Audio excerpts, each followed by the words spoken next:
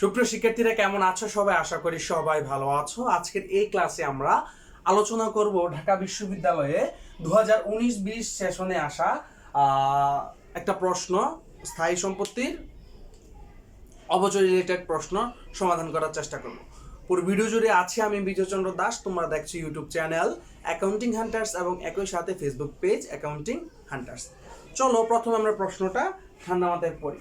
প্রশ্ন আমাদের জানতে চাওয়া হয়েছে অবচয়ের কোন পদ্ধতি প্রথম বছরে সবচেয়ে কম, কথা বুঝেন, প্রথম বছরে সবচেয়ে কম দেখাবে। আচ্ছা একটু প্রশ্নটা বুঝছেন, জানতে চাইছে যে অবচয়ের কোন পদ্ধতি প্রথম বছরে সবচেয়ে কম দেখাবে, মানে প্রথম বছরে সবচেয়ে কম দেখাবে অবচয়ের কোন পদ্ধতিটা।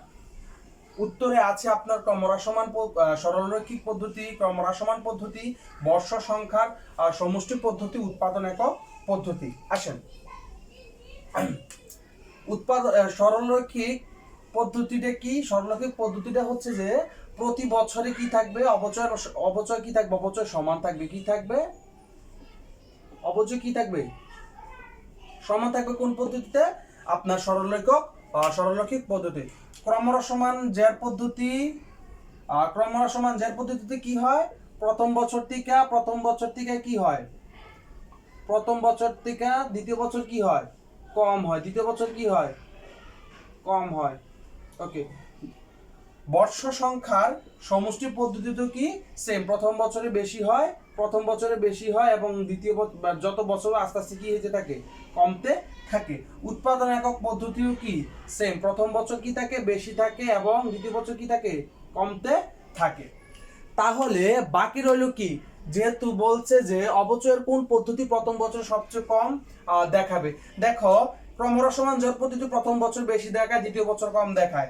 বর্ষ সংখ্যার সমষ্টি পদ্ধতিও কি প্রথম বছর বেশি দেখায়, দ্বিতীয় বছর কম দেখায়। উৎপাদন একক পদ্ধতি কি সেম। তাহলে উত্তর কি, এই খ হবে না, গ হবে না এবং আপনার কি গ হবে না। তাহলে বাকি রইল কি, বাকি রইল সরলরৈখিক পদ্ধতি। তাহলে উত্তর কি, সরলরৈখিক পদ্ধতি। কারণ কি, অবচয়ের মান সবসময় কি থাকে, সমান থাকে। আর আমাকে প্রশ্ন জানতেই চাইছে যে অবচয়ের কোন পদ্ধতি প্রথম বছর সবচেয়ে কম দেখাবে। নিচের তিনটা হবে না, বাকি রয়েছে কে, সরলরৈখিক পদ্ধতি। তার মানে কি হয়, উত্তর কি, সরলরৈখিক পদ্ধতি। শিক্ষার্থীরা এমন ইনফরমেটিভ ভিডিও পেতে আমাদের ফেসবুক পেজটি এবং ইউটিউব চ্যানেলটিকে সাবস্ক্রাইব করো। ধন্যবাদ সবাইকে।